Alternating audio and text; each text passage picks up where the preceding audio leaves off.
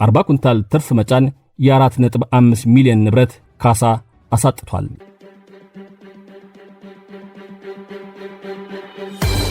ይህ ቀን ለአቶ ዝናቡ ጥሩ ቀን እንዳልሆነ ምንም ጥርጥር የለውም። የሰሌዳ ቁጥሩ ኮድ 378476 ኢት የሆነ ተሽከርካሪያቸው ከነተሳቢው ማዳበሪያ እንደጫኑ ተገልብጠው ከፍተኛ ጉዳት ደርሶባቸዋልና ጥሩ ቀን ሊሆን አይችልም። ግን ተስፋ አልቆረጡም። ለተሽከርካሪዎቹ ኢንሹራንስ እንደገቡ ባስታወሱ ጊዜ የተጽናኑ የደመነው ብራ ሲሆን የታያቸው ይመስለኛል። እናም ተሽከርካሪዎቹ ጉዳት እንደደረሰባቸው ገልጸው መድን ሰጪው ጠግኖ እንዲያስረክባቸው ካልሆነም የዋናው መኪና ግምት ብር 3 ሚሊዮን 400 ሺህ የተሳቢው ደግሞ ብር 1 ሚሊዮን 100 ሺህ መሆኑን ገልጸው በድምሩ ብር 4 ሚሊዮን 500 ሺህ ካሳ እንዲከፈላቸው ጠይቀዋል። ኢንሹራንስ የሰጠው ድርጅት መልስ ግን እንደጠበቁትም እንደተመኙትም ፈጽሞ አልሆነም። በተቃራኒው ያስደነገጣቸው ይመስለኛል። ኢንሹራንሱ የዋናው ተሽከርካሪ የመጫን አቅም 155 እንዲሁም የተሳቢው 255 ኩንታል በድምሩ 380 ኩንታል ሆኖ እያለ ጉዳቱ በደረሰ ወቅት ግን ተሽከርካሪዎቹ 40 ኩንታል ትርፍ ጭነው የነበረ በመሆኑ በመድን ውላችን መሰረት ካሳ ለመክፈል አልገደድም አልከፍልም ሲል ቁርጥ አድርጎ መልሷል። ክቡራን አድማጮች ሆይ ስለዚህ የኢንሹራንሱ መልስ ምን አላችሁ ይሆን? በእርግጥ ተሽከርካሪዎቹ ትርፍ በመጫናቸው ኢንሹራንሱ ካሳ የመክፈል ግዴታ ላይኖርበት ይሆን? ለ40 ኩንታል ትርፍ የ4.5 ሚሊዮን ብር ንብረት ቀልጦ ሊቀር፣ አቶ ዝናቡም ሳይካሱ ሊቀር ነውን? ሰበርስ ምን ወስኖ ይሆን? አሁን ተመጥኖ ይቀርባል። የከባድ ተሽከርካሪ ባለቤቶች በተለይ እንድታደምጡ ተጋብዛቸዋል። ኋላ አልሰማንም እንዳትሉ።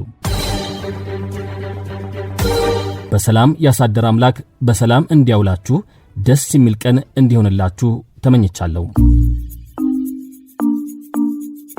ነጻነቱን ጠብቆ ለሕግ የበላይነት መከበር እየሰራ የሚገኘው የኢትዮጵያ የፌዴራል ጠበቆች ማህበር ያልታሰበ አደጋ ከሚፈጥረው ስጋትና ከሚያደርሰው ጉዳት ለመዳን ከዘመን ኢንሹራንስ ይወዳጁ ይተማመኑበታል የሚለው ዘመን ኢንሹራንስና ቅልጥፍናን ከብቃት ጋር አዋህዶ ዘመኑን የዋጁ ደንበኛ ተኮር አገልግሎቶችን እየሰጠ 30 ዓመታትን በስኬት የተጓዘው ኑ ከመሪው የግል ባንክ ጋር አብረን እንስራ አልሰማንም እንዳትሉ የሚለው አዋሽ ባንክ እንድታደምጡ ጋብዘዋቸዋል። ዝም ብላችሁ አመስግኑና ቁም ነገሩን ውሰዱ። ኢንሹራንሱ የካሳ ገንዘቡን አልከፍልም በማለቱ የመኪናው ባለቤት ክሳቸውን ለግልግል ጉባኤ አቅርበዋል። በተጨማሪም የትራንስፖርት ባለስልጣን የትራንስፖርት አቅምን አሟጦ ለመጠቀም እንዲቻል በሊብሬው ላይ ከተገለጸው በላይ 50 ኩንታል ጨምሮ እንዲጭን የፈቀደበት ደብዳቤ በማስረጃነት ቀርቧል። ኢንሹራንሱ በበኩሉ በውል ድንጋጌያችን ላይ በግልጽ ከተሽከርካሪዎቹ የመጫን አቅም በላይ ትርፍ በመጫን ለሚደርስ ጉዳት ካሳ እንደማልከፍል ተስማምተናል በማለት ውሉን ጠቅሶ ተከራክሯል። የግልግል ጉባኤው ግን ውሉ ትርፍ የሚለው አገላለጽ ሰውን በተመለከተ ነው። 40 ኩንታል ትርፍ በመጫኑ አደጋው የደረሰ ስለመሆኑ አልተረጋገጠም በሚሉ ምክንያቶች ኢንሹራንሱ ብር 4 ሚሊዮን 500 ሺህ ካሳ ይክፈል፣ የአደጋ መነሻም በውሉ መሰረት ከካሳው ላይ 7.5 በመቶ ተቀናሽ ተደርጎ ክፍያው ይፈጸም በማለት በድምፅ ብልጫ ወስኗል። ኢንሹራንሱ ውሳኔውን በመቃወም ለፌዴራል ጠቅላይ ፍርድ ቤት ይግባኝ ያቀረበ ቢሆንም ስለተሰረዘበት የመጨረሻ የፍርድ ቤት መድረሻው ሰበር ሰሚ ችሎት ሆኗል። የሰበር መዝገብ ቁጥር 202174 ተከፍቶ ግራቀኙ ተከራክረው ለውሳኔ ተቀጥሯል። ሰበር ግን ምን ወስኖ ይሆን? ይህ ውሳኔ ቅጽ 27 ላይ ስለወጣ ሙሉን እንድታነቡት አደራይን ላስቀድም። ሰበር የክርክር ሂደቱን በፍርድ ሐተታው ጽፎታል። ተሽከርካሪዎቹ ከመጫን አቅማቸው በላይ ትርፍ መጫናቸውን ተከራካሪ ወገኖች አልተካካዱም ያለው ሰበር በኢንሹራንሱ ውል ላይም ሰውና ጭነትን በግልጽ በመለየት ተሽከርካሪው ትርፍ ከጫነ ኢንሹራንሱ ካሳ ለመክፈል እንደማይገደድ ተስማምተዋል። ስምምነቱ ግልጽ በሆነበት ጊዜ ፍርድ ቤቶች ውሉን መተርጎም እንደሌለባቸው በፍትሐ ብሔር ሕግ ቁጥር 1733 ተደንግጓል አለም።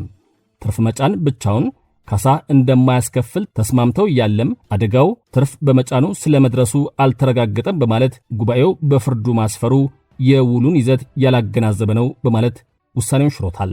ካሳ ሊከፈል አይገባም በማለት ወስኗል። 40 ኩንታል ትርፍ መጫን የ4.5 ሚሊዮን ንብረት ካሳ አሳጥቷል። የዛሬውን አበቃን።